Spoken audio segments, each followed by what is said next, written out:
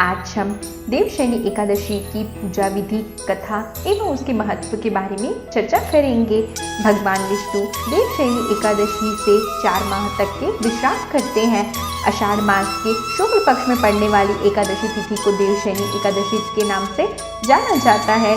धार्मिक मान्यताओं के अनुसार भगवान विष्णु 4 माह तक विश्राम करते हैं। इस समय को चातुर्मास भी कहा जाता है।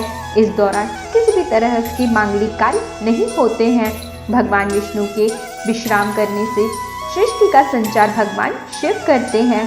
तो आइए जानते हैं देवशयनी एकादशी के महत्व के बारे में। इस पावन दिन व्रत रखने से सभी तरह के पापों से मुक्ति मिलती है। इस व्रत को करने से व्यक्ति की सभी मनोकामनाएं पूर्ण हो जाती है। धार्मिक मान्यताओं के अनुसार एकादशी का व्रत रखने से मृत्यु के बाद मोक्ष की प्राप्ति होती है। तो आइए जानते हैं एकादशी व्रत की पूजा सामग्री के बारे में।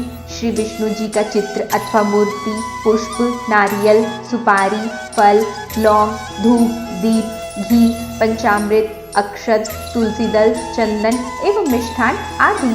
तो आइए जानते हैं एकादशी व्रत की पूजा विधि के बारे में। सुबह जल्दी उठकर स्नान आदि से निवृत्त हो जाएं। घर के मंदिर में दीप प्रज्वलित करें। भगवान विष्णु का गंगा जल से अभिषेक करें। भगवान विष्णु को पुष्प और तुलसी दल अर्पित करें।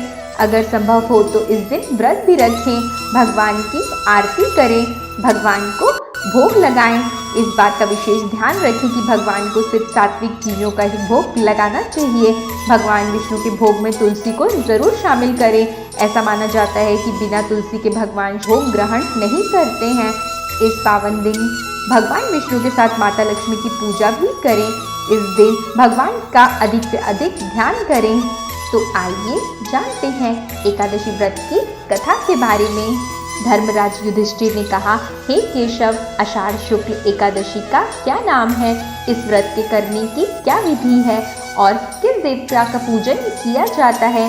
श्री कृष्ण कहने लगे, हे युधिष्ठिर, जिस कथा को ब्रह्मा जी ने नारद जी से कहा था वही मैं तुमसे कहता हूँ। एक समय नारद जी ने ब्रह्मा जी से यही प्रश्न किया था। तब ब्रह्मा जी ने उत्तर दिया कि हे नारद, तुमने कलयुगी जीवों के उद्धार के लिए बहुत उत्तम प्रश्न किया है, क्योंकि एकादशी का व्रत सब व्रतों में उत्तम है। इस व्रत से समस्त पाप नष्ट हो जाते हैं। इस व्रत के करने से भगवान विष्णु प्रसन्न होते हैं।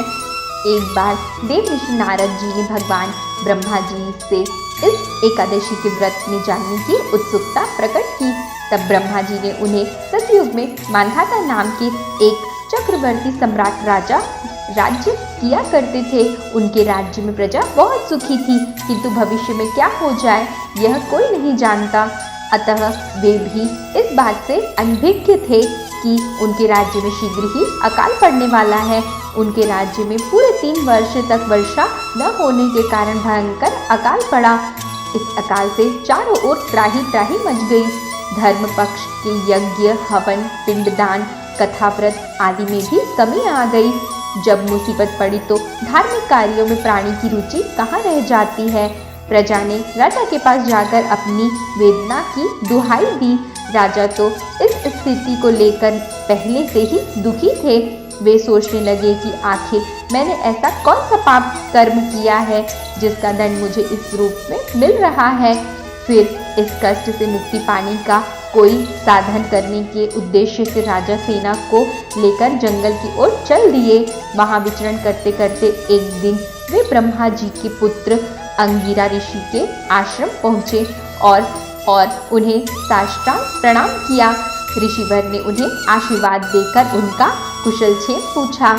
फिर जंगल में विचरने व अपने आश्रम में आने का प्रयोजन जानना चाहा।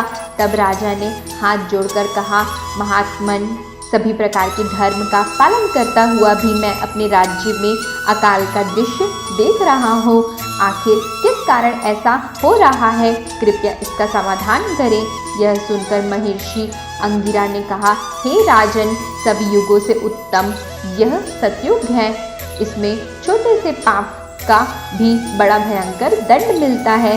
इसमें धर्म अपने चारों चरणों में व्याप्त रहता है। ब्रह्मांड के अतिरिक्त किसी अन्य जाति को तप करने का अधिकार नहीं है, जबकि आपके राज्य में एक शूद्र तपस्या कर रहा है। यही कारण है कि आपके राज्य में वर्षा नहीं हो रही। जब तक वह काल को प्राप्त नहीं होगा तब तक यह अकाल शांत नहीं होगा। अकाल की शांति उसके मरने से ही संभव है। किंतु राजा का हृदय एक नर अपराध तपस्वी का शमन करने को तैयार नहीं हुआ। उन्होंने कहा, हे देव, मैं उस निरपराध को कैसे मार दूं? यह बात मेरा मन स्वीकार नहीं कर रहा है। कृपया करके आप कोई और उपाय बताइए। महर्षि अंगिरा ने कहा, आषाढ़ मास के शुक्ल पक्ष की एकादशी व्रत करें। इस व्रत के प्रभाव से अवश्य ही वर्षा होगी। राजा अपने राज्य की राजधानी लौट आए और चारों वर्णों सहित एकादशी का विधि पूर्वक व्रत किया। व्रत के प्रभाव से उनके राज्य में मूसलाधार वर्षा हुई और पूरा राज्य धन धान्य से परिपूर्ण हो गया। तो आइए जानते हैं देवशयनी एकादशी व्रत के उपायों के बारे में। देवशयनी एकादशी व्रत की शुरुआत दशमी तिथि की रात्रि से होती है, इसलिए इस व्रत को करने की शुरुआत पर नमक का त्याग कर दें। अब अगले दिन सुबह स्नान करने के बाद सबसे पहले व्रत का संकल्प लें। देवशयनी एकादशी के दिन घर में आम के पत्तों से गंगा जल का छिड़काव करें। ऐसा करने से घर में सकारात्मक ऊर्जा आती है। घर के पूजन स्थल पर विष्णु जी की अष्टधातु या सोने चांदी तांबे अथवा पीतल की मूर्ति स्थापित करें। इसके बाद उन्हें पंचामृत से स्नान कराएं। विष्णु जी को पीले वस्त्र ओढ़ाएं और फल फूल मेवे आदि चढ़ाएं। इसके बाद विष्णु जी के किसी भी सिद्धि मंत्र का 11 बार जाप करें। देवशयनी एकादशी व्रत की कथा पढ़ने से भी विष्णु जी प्रसन्न होते हैं। इससे जातक की सभी मनोकामनाएं पूर्ण होती है, इसलिए कथा पढ़ें एवं दूसरों को भी सुनाएं। कथा की समाप्ति के बाद विष्णु जी का पलंग तैयार करें और उन्हें शयन के लिए रखें। ऐसा करने से घर में शांतिमय वातावरण रहेगा। विष्णु जी को प्रसन्न करने और आर्थिक समस्याओं से बचने के लिए आज के दिन सरसों के तेल और ज्वार का दान करना अच्छा होता है। देवशयनी एकादशी के दिन ओम वासुदेवाय नमः मंत्र का 108 बार जाप करना चाहिए। देवशयनी एकादशी के दिन भगवान विष्णु को खीर, पीले फल या पीले रंग की मिठाई का भोग लगाना चाहिए। इससे घर में कभी भी अन्न और धन की कमी नहीं होती है। धन प्राप्ति के लिए देवशयनी एकादशी पर भगवान विष्णु के साथ साथ माता लक्ष्मी की भी पूजा अर्चना करनी चाहिए। ऐसा करने से घर में माँ लक्ष्मी का वास होगा और साथ ही साथ घर में रहने वालों की तरक्की भी होती रहेगी। तो आज हमने जाना कि देवशयनी एकादशी की पूजा विधि, कथा एवं उसके उपायों के बारे में। आशा है कि आपको हमारी सारी वीडियोस पसंद आ रही होंगी।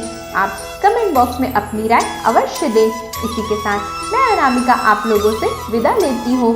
धन्यवाद।